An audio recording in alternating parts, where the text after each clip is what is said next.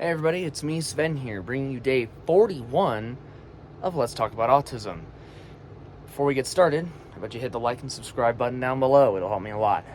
Anyway, today's video is more of a follow-up of yesterday's video about the CDC, and today is to address the NIH, which does a lot of the same sort of stuff with, the fake research, the bad citations, fake science, and these organizations are supposed to help people, but they just don't.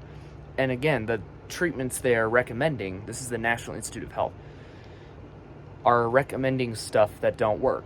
I mean, I understand the idea of early intervention, but it just doesn't work. Early intervention is one of the biggest failures of our time. It does not do what it's intended to do.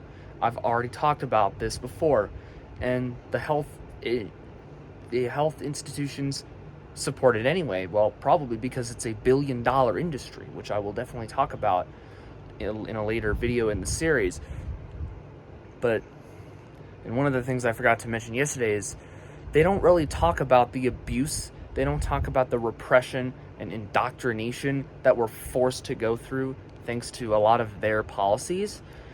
And they say, oh, this stuff works, or this stuff, oh, this treatment doesn't include that. Like, they're covering up the problems by just lying, straight up lying, and not including that.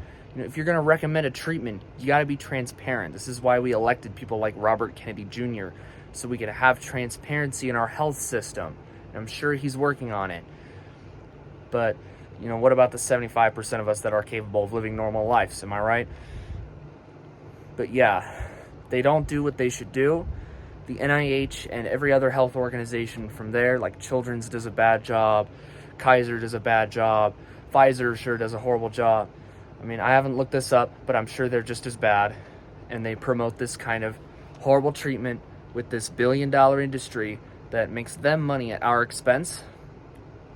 And again, I'll definitely make a full video about this later.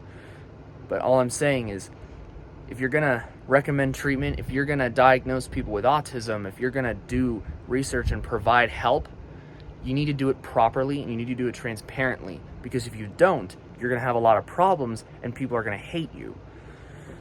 So yeah, that's what I wanted to talk about. I would like to thank you very much for watching. I'll definitely talk more about this later. Thank you very much for watching, and I'll see you on day 42. Goodbye.